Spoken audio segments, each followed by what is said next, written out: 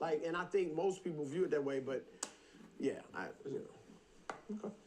Thanks for watching. Subscribe here to get more from the show and to check out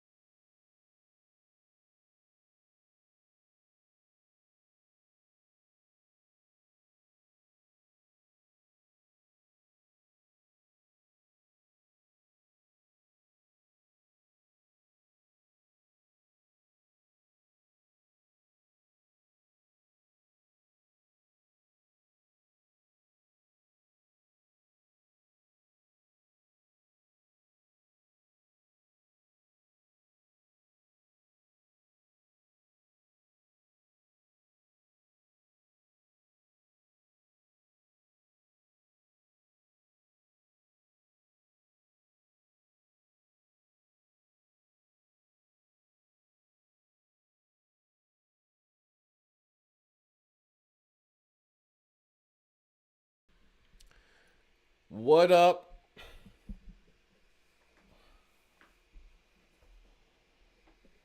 What up? What up? What up? Can you hear me, Ryan?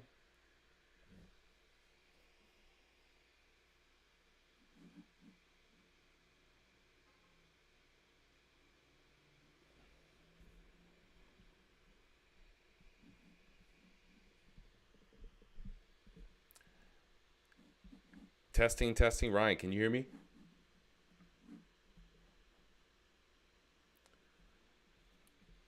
Uh, um, testing, testing. Lance, can you hear me?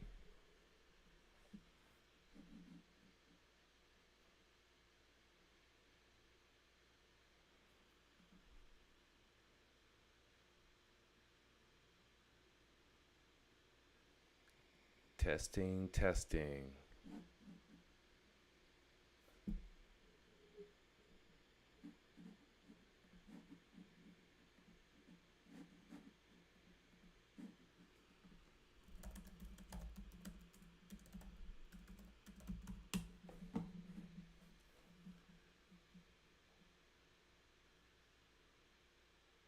Hello, testing, testing.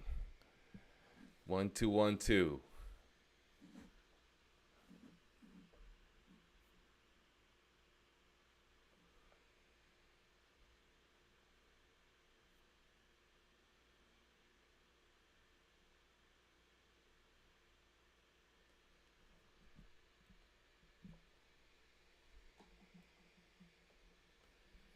Lance, Ryan.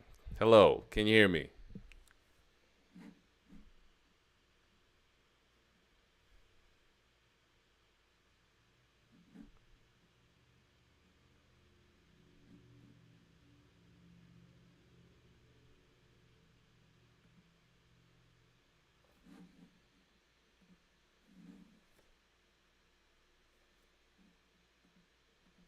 Hello, hello. Can you hear me? Testing, testing. Hello. Can you hear me?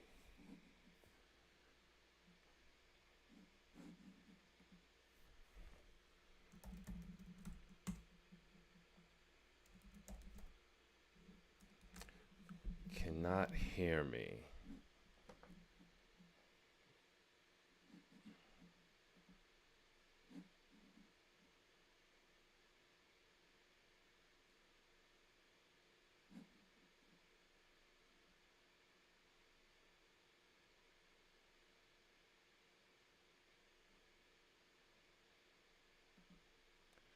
Testing, testing. Can you hear me? All right. All right. All right. There we go. There we go. Good, good, good. Making progress. All right. We'll get started shortly. I am putting together many pieces this week, trying to make all of this work. As you can see, the space is a little bit more professional. Got a little professional studio vibe thing going on, but there will no doubt be a couple of tweaks, some odd ends that need to be sorted out. So thank you in advance for your patience. Kings, as we get this whole thing up and running, trying to be, have a real operation here. You know what I'm saying? Trying to have a real operation, fellas. Yeah. We're trying to have a real operation. So,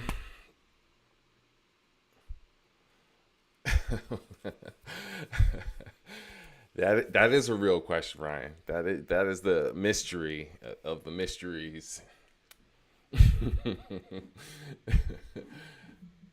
All right, you know what? We can go ahead and get started. It is 5 minutes after. I want to be respectful of time, and we're just gonna get going here. So we are in the huddle. Good evening. Serving up the game plan as we do week after week. Thank you for being here. Thank you for an opportunity to contribute into your life as you can contribute into our environment, into our space. This is part of the standard, what I am calling Fraternity 2.0. We are raising the bar on manhood and brotherhood.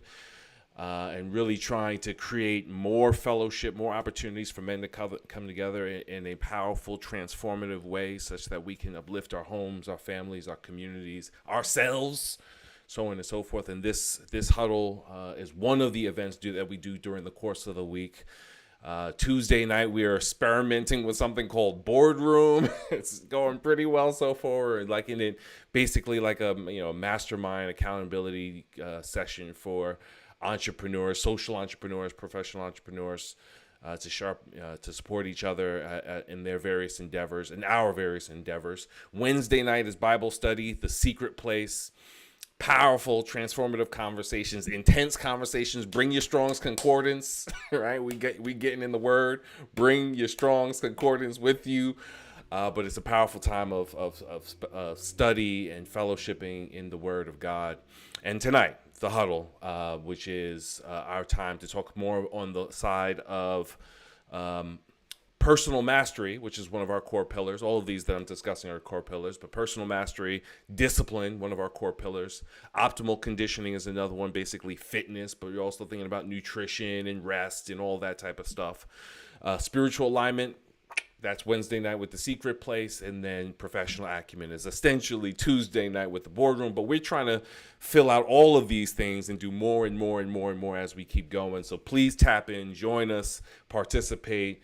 We got a lot of things going for high achieving, high integrity men. So join us. Tap in. So our community values, and I have to stress these things because they influence what we do even for this session, is integrity. It's how we conduct ourselves. It's upright. It's values driven, principles driven. Grace and grit is how we do it. So, integrity is what we do. Grace and grit is how we do it, which is a balance of gentleness with ourselves, but not, appropriately. Like, let's get it done. Come on, let's get it done. Openness, something I feel very strongly about. We have to own our story, which is why we come together in spaces like this to have conversations and to be transparent with one another about what's going on in our lives. The Bible says we overcome by the blood of the Lamb and the word of our testimony. And so we have to give our testimony in order for it to be transformative for ourselves and for those who receive it, right? It's a two-way street. And so that's what openness is. And obviously accountability when men come together, when adults come together. But for us, what we're focused on, when men come together, there has to be a spirit of iron sharpening iron. We ask tough questions. We go there, so to speak, in terms of things that maybe aren't typically discussed among men, amongst homeboys. We're trying to be at another level of growth, of maturity. And so accountability is a big part of that. And so far, we've been doing this for, 7 months, give or take, something along those lines. And week after week, I think we've borne all of these principles out, these values out. So shout out to all the brothers who've been consistent with us week after week. Last week, this wasn't streamed, but last week we discussed discernment and basically insights into the seen and unseen. It was a powerful conversation because what we realized is that there's a lot of things, a lot of dimensions of what we need to discern, not just like somebody's trying to take advantage of us, whether that's in the spiritual or the natural. But there's a positive side to that discernment in terms of understanding the needs of those around us, being compassionate towards family and friends or coworkers, right? And just being sensitive to those things, which is ultimately what discernment is about, is being sensitive to what's going on around us. Certainly for those of us in the household of faith, a big part of that is being sensitive to the unctioning, the leading of God. But in the practical sense, there is being sensitive to what's going on around us in relationships, strangers, right? Just not being taken advantage of, but also that positive side of understanding the needs of spouses, of children, of friends, right? And, asking and being compassionate towards those things before, conversations come up. And so that was a great conversation. It was recorded. At some point, I will get it up online, but don't wait. Don't hold your breath. But this week, we are discussing self-love. I think this is an important conversation, particularly for men. And we're going to jump right into why this is an important conversation right off the bat. But essentially, it is treating ourselves as kings. We don't have to fancy it up no more than that.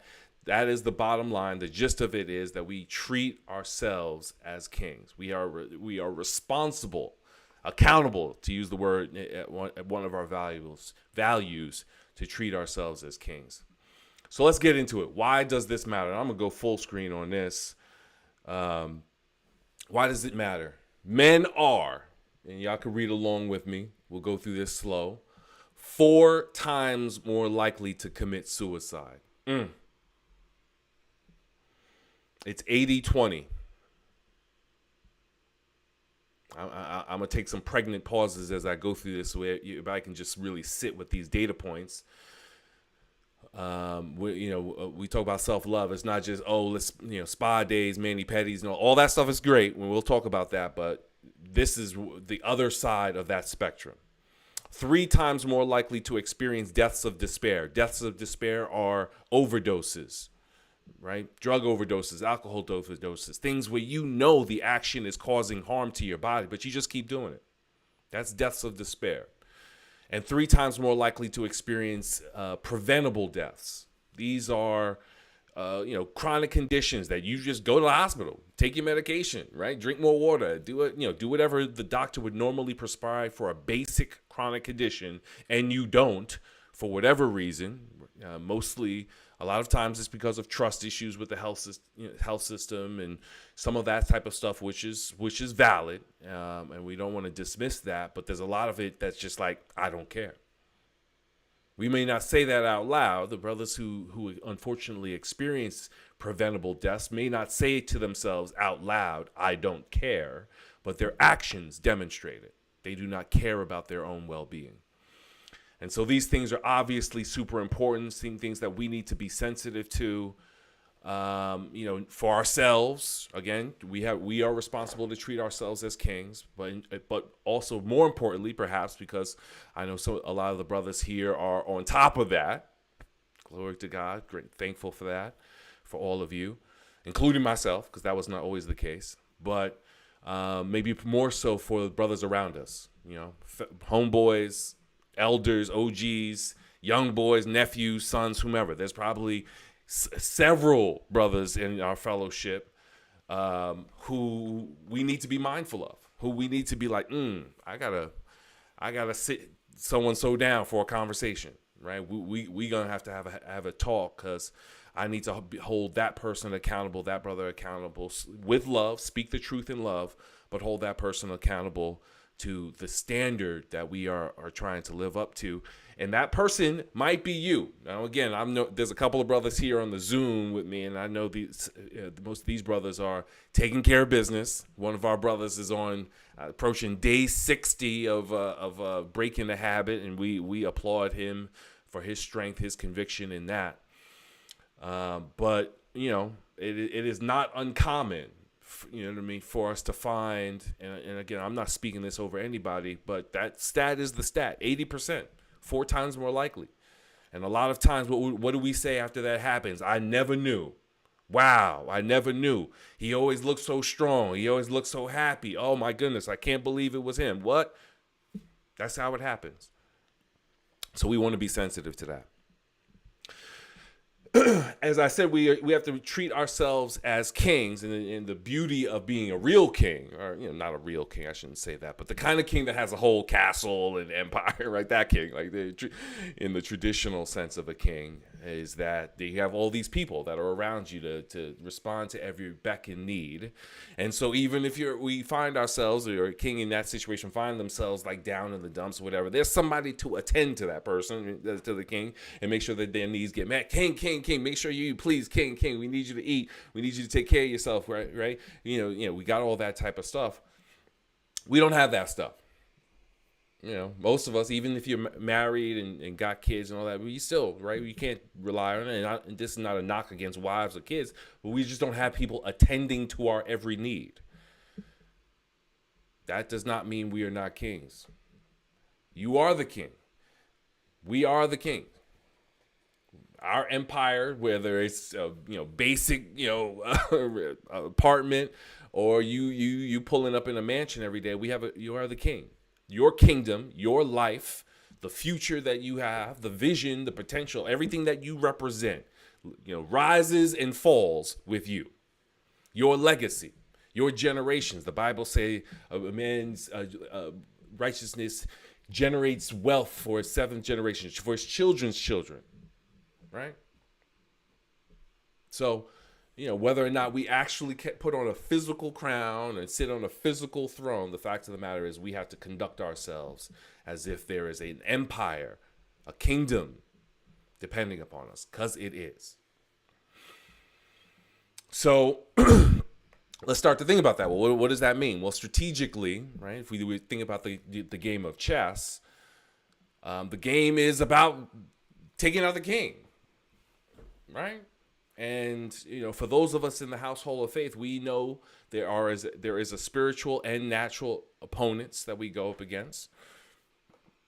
But even if we took it from a purely practical standpoint, we would have to acknowledge, at least to some degree, that, the world is in opposition, particularly to men of color, right? Whether or not the world is out to get us per se, we can have a conversation, but regardless, whether there's a ton of visible, clear opposition coming up against us, or we just we have some good resources, we still have to do what we can with the resources that we have to make the most of our life, to make the most of our kingdom, make the most of our generation, make the most of our time and our effort. So we must protect the king. Right? We are our own pawns, our own knight, our own bishop, our own rook, our own queen. Well, unless you have a queen. God bless those who do. But you understand what I'm saying. We are our own army, our own resources in defense of our position as king. Now, for those of us, again, in the household of faith, we tend to talk about the enemy. We tend to think of, we call him the enemy. We call the devil the enemy. And so we think of him as this opposition. But let's be real, fellas.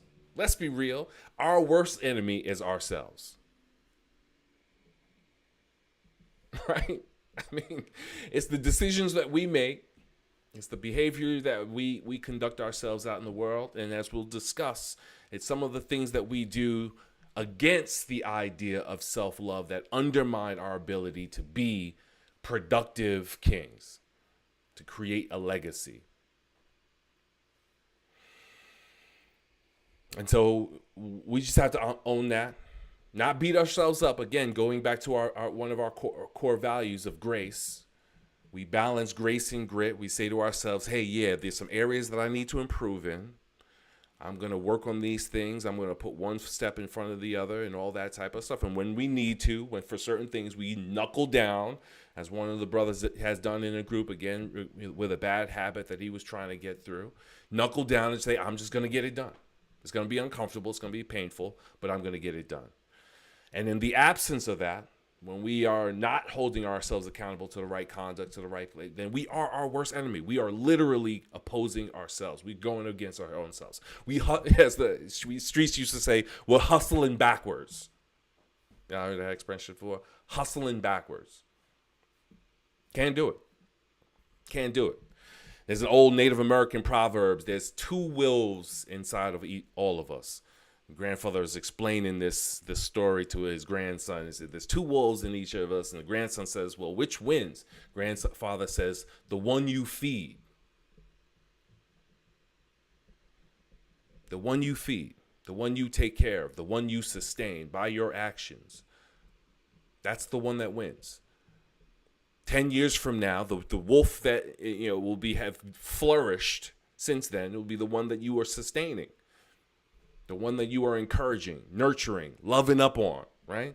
The good wolf, the productive wolf, the virtuous wolf, or the evil one, the sloth, right? The violent one, the the substance abuser, right? Whatever those vices are, that one. If you feed into that one, that's the one that's going to win. I'm trying to paint this picture. I know we talking about self-love, and so some of y'all might have came into thinking about, we're going to be talking about spas and all this stuff. We're going to get there. We're going to talk about some of those strategies, and those strategies are important. As a matter of fact, for the brothers in my community and the standard, we're just starting to talk about putting together a plan for some of that. But I just have to be 100% clear that self-love starts with better behavior, more disciplined behavior, more responsible behavior, right? When we talk about strategies to win this game of life, win this game of chess that we're playing over the course of however many decades we have, 70 to 72, I think is the average for black men right now, 72 summers. I'm on 49. This is my 49th summer. So, I'm on the other half. We're talking about how you use it, how we use it. That's self-love. And so, let's be real. Self-love is not self-indulgence. We're not talking about,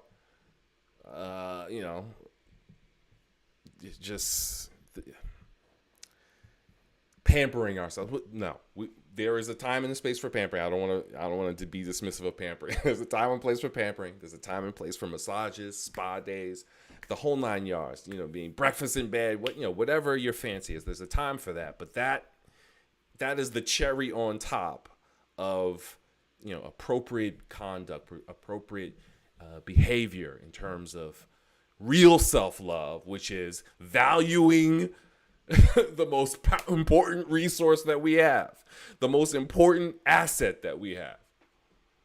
That's real self-love. Real self-love is taking care of it, doing the uncomfortable things because it's going to preserve the value, the quality, the integrity, the performance of this asset. That's the key. So we need to just sit with that and just be like, that's my responsibility. I have to make good decisions. Not perfect. Look, man, not perfect. Again, grace and grit. Have yourself some desserts. Do what you do, right? We're all gonna have a little bit of something that we just do. That's our little, guilty pleasure or whatever you want to call it. I'm not saying that we got to be saints, but take care of your assets, man. Take care of your asset. Amen. So how do we do that? Let's jump in. Win the mind. We're going to talk about mind, body, and soul. Win the mind. You guys know this guy, David Goggins. Former Navy SEAL turned professional ultra endurance runner, an ultra endurance athlete. There's a couple of things. That cookie jar, I highlighted that, but we'll talk about all of these. Positive self-talk is at the top of the list. Everyone should do it. We just have to be practice this as part of mindfulness, as a part of being sensitive to what's going on in our own brain. There's this great Jim Rohn clip. I should have found it and played it. This great Jim Rohn clip where he talks about poison in his coffee. And he's just like, if you drink it, it doesn't matter how you get the poison in your coffee. You get poison in your coffee and you drink it, you die. That's it. And, he was comparing that to our mind. And a lot of us have not been trained, have not been coached, have not been supported. This should be like a class in school. How to recognize your mind's, the direction your mind is taking you, the types of thoughts you're having, negative versus positive, and stop it and arrest those negative thoughts and implement positive thoughts. So positive self-talk, resilient self-talk, mindfulness, being positive is the thing we have to do every day, all the time. I don't care what situation you're in. We just have to have the ability to say, I am thinking negatively right now, and I'm going to stop that and do something that's going to get me on the positive path, whether that's an affirmation, reading a book, thinking back at some positive memories, whatever it's got to be. That has to be the step number one. And, I wish we had time to go into depth into strategies and all these things. We don't. So I'm just painting some high-level things that I want folks to take away and do some research and dive into some of these strategies a little bit more in your personal time, such that you can start to build out your arsenal. But positive self-talk is step number one. And for those of us in the household of faith, Bible, prayer, right? Meditating on the word is a big part of that process. Do you know who you are as a child of God? What does that mean? What is that entitled to you to? What are the covenants? For the people of other faiths, lean into it, right? Lean into whatever your faith says to you about your identity and your covenant relationship with your higher power, whatever it is. But that mechanism, that intellectual process is number one. The cookie jar, I highlighted that because that's David Goggins' technique. What it is basically a list of all of your accomplishments and being able to pull out those accomplishments in stressful situations. He talks about running these marathons, and he's at a point where he wants to break, and he pulls out this thing that says, you've done this before. You've shown that you can, battle through it. That's good, right? All of us have those things that in our life, we've said, I've overcome this. I've overcome this. I've overcome this. And we can pull those things out to reinforce to ourselves in those tense moments. Yeah, I've done it. This may be a new experience. This may be a new area in which I'm testing my resilience and my fortitude, but I have examples of resilience and fortitude in my past. So that's super important. Deep work. I'm using this as a broad term to discuss, to cover all of the kind of emotional healing, trauma type of stuff that men tend to repress. And while they're repressing, they're using various coping mechanisms and bad habits to help them repress those things, help them to cover them. Don't do that. I know easier said than done, but the reality is it is better to spend 6 months, a year, 2 years, 3 years, whatever, doing the deep work, going through the process, crying, get you a box of Kleenex, get it all out your system, go to therapy, do what you need to do. It's better to get it out your system so that you can live the rest of your life, however many decades, how many summers you have left, enjoy, healed, whole, at peace, than to continuously be battling with your own internal demons. So that is deep work. That's healing. That is, mending those things, forgiving yourself, forgiving others, all of these things, all of those things that go into shame, guilt, bitterness, resentment. Those things kill us. There's a term, quiet, like quiet quitting. There's a term for quiet death or something, quiet suicide, where you haven't done it yet, but for all intents and purposes you have, right? You're still living the life, or men that experience this are still living the life, but they're just gone. They're just there. They're just getting through the days. And that is all part of that, just not being at peace with who you are, being at peace with where we are. And look, we don't all have to be, we're not always going to be happy with where we are, the station in life and all those types of things. We're not always going to be happy. We're not going to always love it. This is not about that. But, accepting it, accepting the challenges, accepting the struggles, accepting that, that there are some opportunities to do something different, to move forward. That's part of life. Yeah, man. Deep work is deep. That's right, brother. The hard part, but rewarding. That's absolutely right. That's absolutely right. It's hard. I've shared this with you guys internally. My basin, my low point was 2019, and everything since then has been deep work to get back up. I got through it for the most part in the 2 years. But yeah, man, I just had to get through it. I had to do it. And I've shared the line that I kept saying to myself: the only way is through. The only way is through. I'd just be beaten down, tired, exhausted, worn out mentally and emotionally. Didn't want to keep going, but the only way is through. That's the only way is through. The other thing on a more positive side is goals. What do you have in your future? What are you working towards career-wise, relationship-wise? Some of us have children that we want to be there for. We want to make sure that they have bright futures. These are good, important goals. And it's important to remember these things and to keep them front and center with us as we go through life, as an encouragement for ourselves. And there's a bunch of more, right? We talk about mental strategies, mental resilience. There's a bunch of things. I'm giving you some of the key pillars, but you can see how goals will fit into that. Having clear goals, decisive goals, goals that you believe in, goals that you're committed to, goals that you're locked in on. Those things are super important. Super important. Next one, win the body. Win the body. Win the body. We're going to keep this simple. Hydrate, move, nourish, rest. Very simple. Right? Very simple. That bowl is actually salad that I had this week. I love it. I've just been tearing up these salads, man, tearing them out, and I had to eat them out of a big mixer bowl because salads aren't very filling of themselves. But I'm making them very big. It's a very big salad. But yeah, man.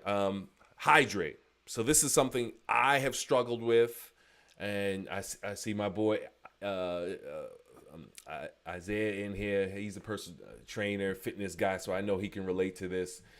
We do not drink enough water, and this is something I've struggled with. I do not drink enough water. I have, just been chronically dehydrated at times. We do not drink enough water, as a general rule, and so drink more water. I think the rule is, and I just posted about this a couple of weeks ago, it is like an ounce for every pound of body weight, something like that. Or something close to it, or 60% of body weight, something like that. So I'm 190. I'm supposed to be doing like 105 or something like that, if I recall, in terms of ounces. So that is 4 of these a day. And if I work out, which I do every day, I should be adding like 2 more of these, two or 3 more. Yeah. So, it's a lot of water, and most of us aren't drinking at that level. So we got to hydrate. Move is obvious. We got to keep moving. We got to stay active, right? I was thinking about this. I think about this a lot, actually. How sedentary of a lifestyle we live versus our ancestors. How we just sit most of the time, and you can see the results in posture, and people are like this, and how men especially, but men and women, hip mobility at an older age is gone. You see being hunched over, right?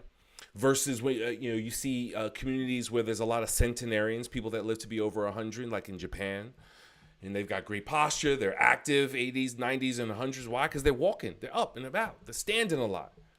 So we got to move. I do about 15 miles a week on walking, and then another 10, 15 miles on my bike, just getting around town. And I should say this, in terms of move and activities, Isaiah's trying to get big. I'm not trying to get big. I just want to be healthy at 80. That is my only goal. I want to be healthy at 80.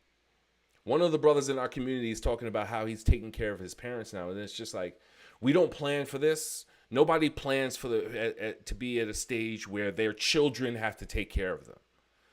No one plans for it. Well, you can. The things that you do now are in that investment. You're either going to be walking alongside your children and grandchildren, throwing your grandchildren in the air, or they're going to be helping you in and out of a wheelchair. Or worse. And, we're not going to get graphic, but, for those of you, and I hope that's not many, who have to take care of your elderly parents, you know what that looks like. I don't want that for my son. To the best of my ability, if I can present it, I don't want it. So I'm doing everything in my power to prevent that from happening. Everything in my power to prevent that from happening. Hydrate, move, nourish, as I said, carbs, lean protein, fresh fruits and vegetables. Pretty straightforward. I'm not a fancy guy, but I think I do okay. I think I do okay. It's not hard. I know a lot of guys who say, I can't do it, I'm busy, cooking is a lot of effort. I get it. Meal prep. Use a meal prep service. It probably is, RD. It probably is. He said it's worse if you are a fancy cook guy. Well, lower your standards then. Either lower your standards or make the time to make the food. Right? If you are a fancy cook guy and you have the standards, then you should be eating well throughout the course of the week. Now that probably gets expensive, but look, some of us take better care of our car than we do of our bodies.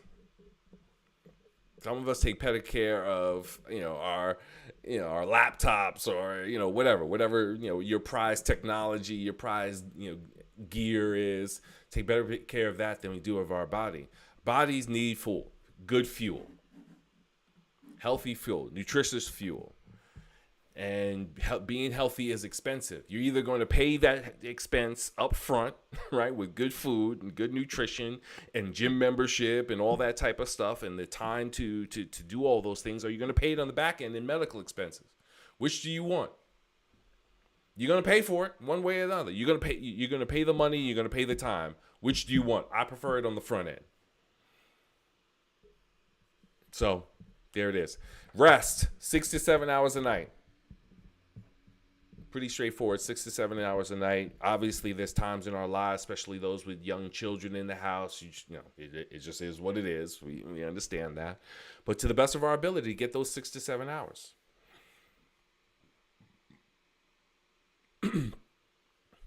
I don't need to say anything more about that. That's pretty straightforward. 6 to 7 hours. No, I will say this. There is a process. Some people desire to get more sleep but aren't able to do so. So let's just say there's a strategy for that. Some of us got digital hygiene, something like that. I forget what the terminology is. Digital hygiene, which basically means turn off the devices. Start to wind yourself down. Don't come into bed with the phone and playing TV. Right? Have a methodology to treat your body or treat your sleep as if there's a real routine. And there should be a routine. If you struggle with going to bed at night, find your routine. It is worth the investment to figure out what your routine is. Turning out the lights, getting some different lights, some softer lights maybe to help you sleep. Figure out what music you like, what podcasts you like. Maybe you need something like a melatonin pill or something easy. No side effects to just help you with what is the cortisol kicking. Cortisol is that fight or flight emotion. Fight or flight hormone. And for a lot of people who stay in a state of stress, stay in a state of anxiety, cortisol is high, and so it keeps us awake. Melatonin is a way to kind of bring that down. There's some other strategies we can do to reduce the cortisol impact as we get into getting ready for bed. Digital hygiene is where sleep hygiene is one of those terms. But it's worth exploring. Sleep is important. Sleep. The other thing I'll add about sleep real quick is that we all tend to think that we can power through it. Like if you're in school and you're just like it's finals, whatever, and you're studying, you just like I'm just gonna power through it. I'm not gonna get a whole lot of sleep. We can convince ourselves, particularly in short periods of time, that we can get through it, and we can for the most part. But there is a cost to that, to sleep deprivation. There is a cost. Emotionally, mentally, we've all seen it. After a while, you're just like brain is not functioning right. Brain needs time to sleep, to repair neural connections, to build new neural connections.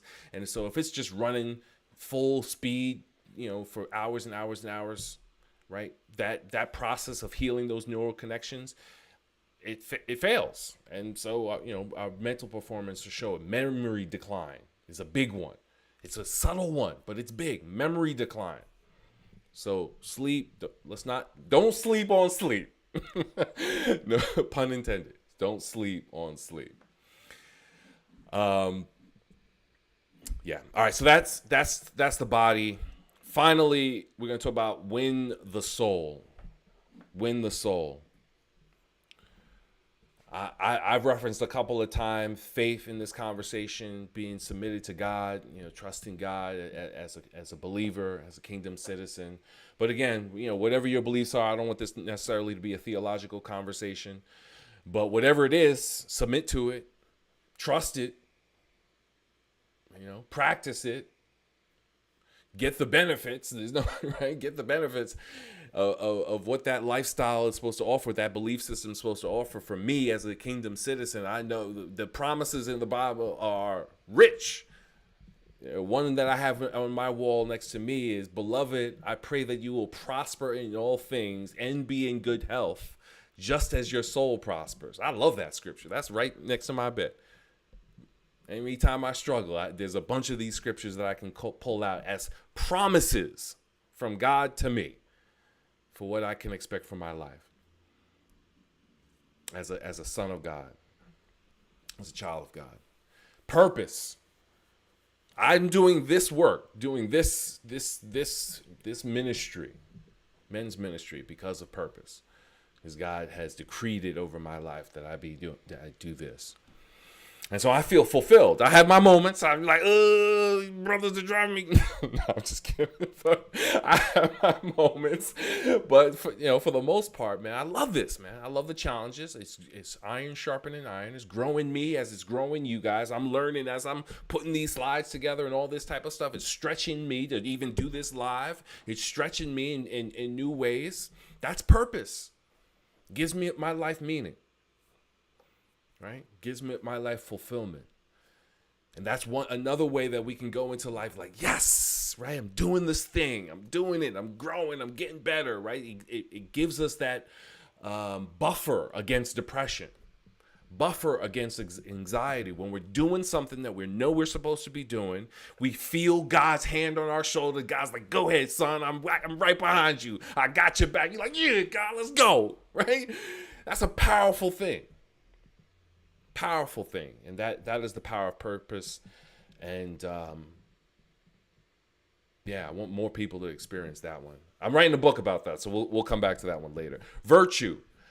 We talked about this a couple of times in our conversations about getting over things that we know we should get over, right? Behaviors, conducts, habits, so on and so forth. Getting over those things that we know we should get over because they're going to make our life better. And that internal accountability, that internal code, if you want to call it, right? That thing that inside us is like, you're not supposed to be doing that. Stop doing that, right? And the more we resist that, the more, we undermine that integrity. That is the best way I can say it. The more we undermine our own integrity. When we resist the internal unctioning, that internal thing that says, stop smoking, stop drinking, stop eating like that, stop, having unhealthy relationships with women, or, whatever that thing is. And when we resist it, when we say, nah, I'm gonna just keep doing it, we erode our own integrity. We erode the thing that's supposed to help us, gird us, strengthen us, get us stand up in tough situations in life, because we've been true to ourselves. That's what integrity ultimately is. Truth to ourselves. Truth to that higher sense of being. And so virtue and what we get out of that connectedness, again, whatever you believe, whatever you're connected to, my virtue is based upon the word of God. Your virtue might be based on, and we're not having a theological, I'm just saying, right? Just whatever your system is, right? It's asking you to do something. Right? It is calling on you to do something. And then finally, healing. There's many more things that come out of a proper alignment, what we call spiritual alignment or faith or whatever. There's many more things, but I'll just bring healing, particularly as it relates to Christianity, because it is the main thing that Jesus and other leaders, apostles, did. That was the main miracle, was healing people. God desires that we be healthy and whole. I just quote the scripture. Beloved, I wish that you prosper in all things and be in good health, just as your soul prospers. There's another scripture that says healing is the children's bread. There's many scriptures, actually, that support this idea that God is like, I want you to have a healthy life. I want you to be happy. 2 Timothy 1:7. God did not give us the spirit of fear, but of peace, love, and a sound mind. Right? There's all of these scriptures that says, I want you to be healthy. And when we submit to God, we follow that lifestyle, he enables for that healing to be possible. And so that is another benefit. I can't speak intelligently about other belief systems, but I can offer that confidently about the way and following Jesus Christ. So those are the three main areas. Again, I was not trying to come up with any, an exhaustive list. We're not going to be able to cover every aspect of self-love and all that type of stuff in this process. But the idea was to give a high level, like, why we should do it. Number one, like, be super clear, particularly for those who are coming in from the stream, who've got sons and brothers and husbands and all, others, why you should be attentive, because a lot of times we're not attentive to each other, men included. We're not attentive to each other. So why should we be attentive? Why should we be aware for ourselves and others that this is happening, that we are doing things to love on ourselves? And I mean love with discipline, not just love with pampering, because they matter. They matter. As we wrap up here, we're wrapping up the stream, and we're going to go to Zoom so we can have a more mano-a-mano conversation and have some more discussion amongst the brothers. But as we wrap up here, again, we're trying to build something here with this community.